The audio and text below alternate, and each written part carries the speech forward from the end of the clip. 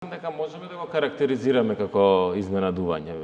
Знаете, прво, СДСМ има шанса да капитализира на проблемите во Скопје, кои произлегува од кандидатката која беше поддржана од ВМРО-ДПМН и од мнозинството во Советот и нивните несогласувања внатре во општината, поради кои многу работи беа блокирани, поради кои и денес имаме ѓубре по улиците. За жал, СДСМ не успеа доволно добро и доволно рано да најде некој кандидат кој ќе биде адекватен пандан на кандидатот на ВМРО-ДПМН и не успеа да мобилизираат гласови. Наспроти тоа, Левица излезе со еден афирмативен и релативно различен кандидат од тоа што до сега беше нивната, да кажеме, политичка реторика, многу помалку радикален од тоа како до сега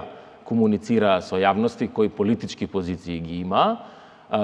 И за нив, ако пак тргнеме на тоа кои се очекувањата, кои се апетитите на партиите, сепак јас би рекол дека за нив е голем успех да добијат втор круг на локални избори во Скопје, затоа што Левица не можеме да споредиме со СДС во смисла и на финансирање, и на пристап до медиуми, пристап до јавноста, има, не можеа да се рекламираат и така натаму.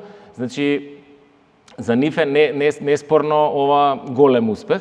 Сега во вториот круг, искрено, не очекувам некои големи изненадувања и мислам дека кандидатот на ВМРО-ДПМН Орце Ѓорѓевски ќе издвојува победа, но ова беше еден интересен момент во релативно известните и неинтересни избори.